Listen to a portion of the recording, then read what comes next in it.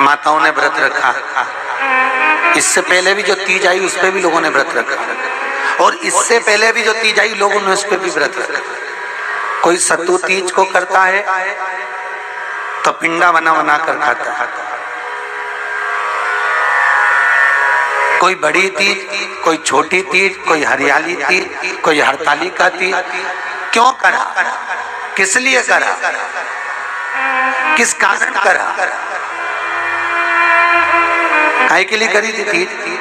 तीज करने का केवल एक कारण था कि हमारे पति की, अरे बोलो तो, उम्र बढ़े, उसकी लंबी उम्र।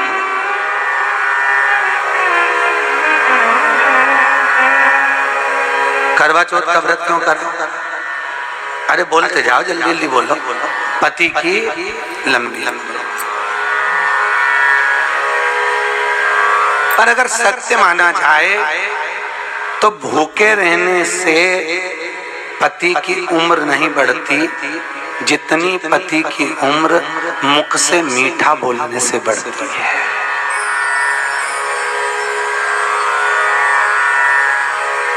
कैसे बढ़ती है?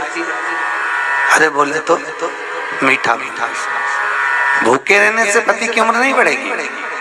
अगर सही मायने में अगर पति की उम्र बढ़ाना है तो पति से मीठा बोलना चालू कर दो, पति से प्रेम की वाणी बोलना चालू कर दो, जरा जरा सी बात में झगड़ना बंद कर दो, जरा जरा सी बात में अपशब्द कहना बंद कर दीजिए, तो पति की उम्र अपने आप बढ़ जाएगी। करवा चौथ पर भूखे रहे और मुख से अपशब्द कहते रहे, मालूम पड़े हरतालिका में भूखे रहे और मुख से अपशब्द कहते रहे, मालूम पड़े बृहस्पतिवार, सोमवार, मंगलवार, बुधवार, गुरुवार, शुक्रवार, शनिवार, जितने तीज त्योहार के व्रत करे भूखे रहे पति की लंबी उम्र के लिए। तो पति की लंबी उम्र अगर चाहते हो तो पति से अच्छा बोलना चालू कर दो, पति की उम्र यूं बढ़ जाएगी। पति की उम्र घटती कब है? जब पत्नी उससे अपशब्द कहती है। भूखा रहने से उसकी उम्र नहीं बढ़ेगी और आफत होगी।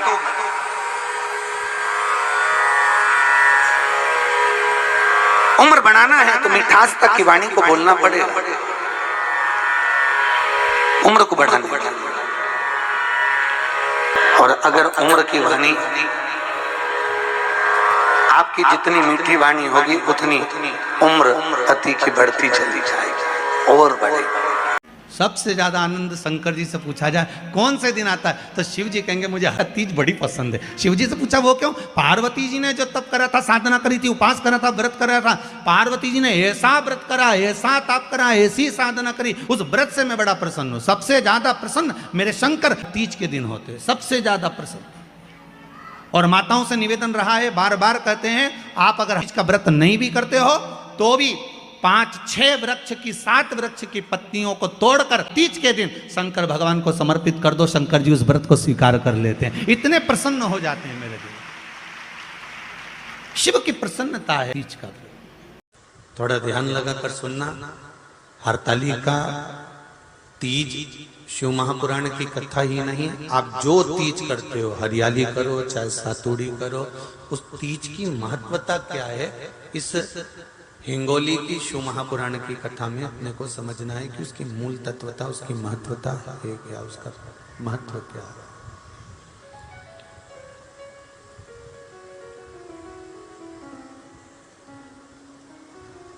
भगवान ब्रह्मा, भगवान विष्णु और भगवान शिव, इन तीनों की जो अर्धांगिनियां, ब्रह्माणी, लक्ष्मी और पार्वती,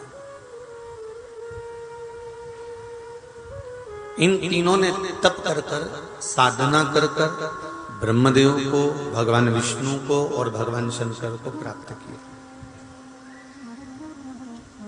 और तीनों ने प्राप्त कर कर तीनों देवताओं से वर मांगा कि वर हमको ऐसा दीजिए कि हमारे तप साधना का फल नारी को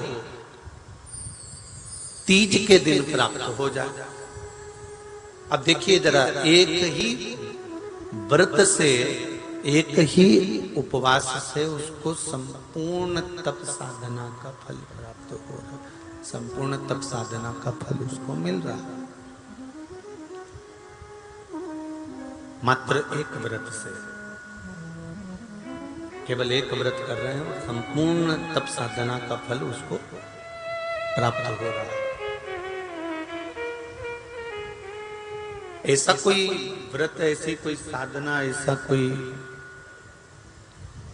शंभो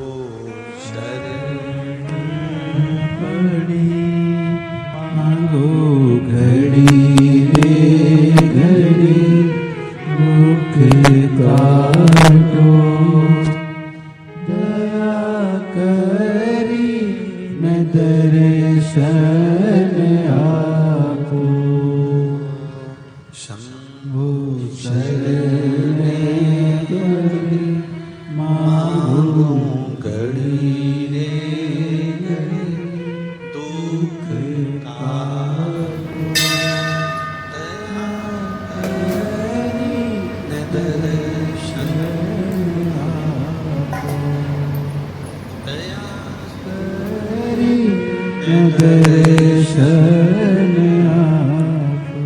तो ब्रह्माणी ने ब्रह्मदेव से मांगा, लक्ष्मी जी ने भगवान विष्णु से मांगा, पार्वती जी ने भगवान शिव से मांगा कि ऐसा वर दे दीजिए जिस वर से एक ही व्रत करने से संपूर्ण फल की प्राप्ति हो जाए, संपूर्ण फल मिल जाए। ऐसा एक व्रत का फल दे दीजिए, मात्र एक व्रत का। अब देखिए, हरियाली तीज करने वाली माताएं थोड़ा ध्यान से सुनना।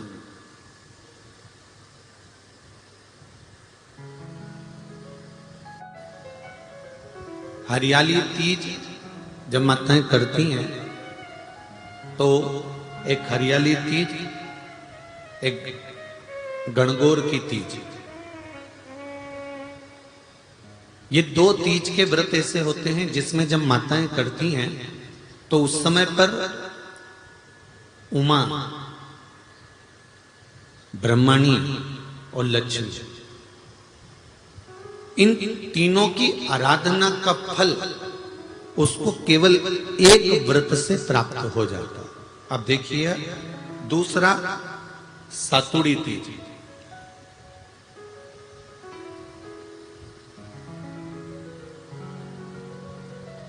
इसमें उमा और महेश्वर, उमा और महेश, ब्रह्मणी और लक्ष्मी, इन चार के व्रत तप का फल एक साथ सातुड़ी तीज के दिन प्राप्त हो जाता। अब एक आती है हरतालिका तीज।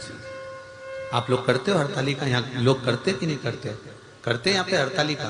कौन कौन करता है? जरा हाथ उठाओ तो जरा। अरे सभी करते हो, रखो रखो, बहुत बढ़िया, बहुत अच्छी बात।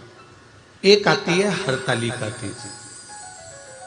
इस तीज का व्रत माता पार्वती बेल वृक्ष के आनंद के साथ में फुलेरा बनाकर करती है, और जिसमें इस हरतालिका में माता पार्वती जी के जितने जन्म पहले हुए हैं, माता पार्वती का जन्म तो 52वें नंबर का, 52 नंबर पे माता पार्वती का जन्म है।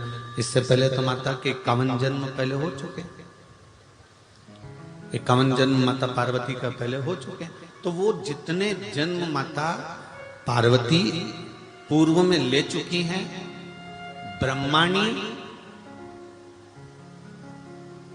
जितनी बार ब्रह्मदेव के साथ में विराजमान हो चुकी हैं, इंद्राणी जितनी बार इंद्र के साथ विराजमान हो चुकी हैं, और लक्ष्मी चाहे वो राधा के रूप में हो, चाहे वो रुक्मणी के रूप में हो, चाहे वो सतभामा के रूप में हो, चाहे वो यमुना के रूप में हो, चाहे वो गंगा के रूप में हो, जितनी बार माता लक्ष्मी ने रूप धारण करे हैं वो सब रूप में, और माता पार्वती अपने सारे रूप में, ब्रह्मणी अपने सारे रूप में, लक्ष्मी अपने सारे रूप में इस हड़तालिका तीज के व्रत को करने के लिए आतुर रहती हैं। और इस व्रत को कर कर एक दिन में ही संपूर्ण विश्व का जितना तप है, साधना है, उपवास है, सबका फल एक साथ एकत्रित कर लेती हैं केवल एक व्रत में, हड़तालिका तीज। अब एक बात ध्यान से सुनिएगा, सारे व्रत, आपका अगर स्वास्थ्य खराब हो गया तो आप व्रत छोड़ सकते हो। जितने भी व्रत आप लोग कर रहे हैं पूर्व के, सोमवार, मंगलवार, एकादशी, छठ, पंचमी, चतुर्थी, अगर आपका स्वास्थ्य खराब है तो आप उस व्रत को छोड़ सकते हो, सारे व्रत को छोड़ सकते हो। पर तीज का जो व्रत होता है, हरताली का जो व्रत होता है, ये व्रत एक बार लेने के बाद जब प्राण छूटते हैं तभी ये व्रत समाप्त होता है, अन्यथा बीच में ये व्रत समाप्त नहीं।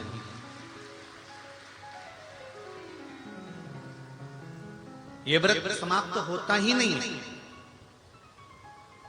अगर शरीर से नहीं बनता कि अब हमारी अवस्था हो गई, अब शरीर से नहीं बन रहा है, तो भले एक पहर की पूजन कर कर, एक पहर का नियम धारण कर कर, एक पहर का स्मरण कर कर, एक पहर का पूजन कर धारण करो, और उसके बाद में भले आप थोड़ा सा जो भी आपको लेना है वो कर लो, पर इस व्रत को करना ही पड़ता है।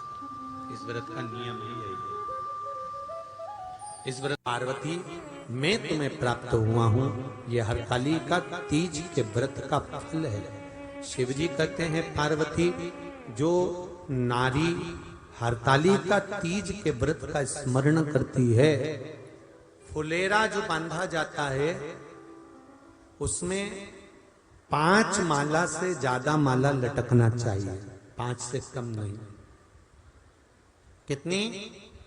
जैसे माला जो लटकाते हो वो 5 से ज्यादा होना चाहिए। 5 तो जया, विषहरा, शामली बारी, दौतली, देव, इससे अधिक होगी चलेगा, पर इससे कम फुलेरे के अंदर माला नहीं होना चाहिए महाराज। दूसरा, फुलेरा जहां हरताली का व्रत हो वहीं पर बांधा जाता है। हरताली का तीज का व्रत एक ऐसा व्रत होता है जो मरते दम तक रहता है। इस व्रत को छोड़ा नहीं जाता।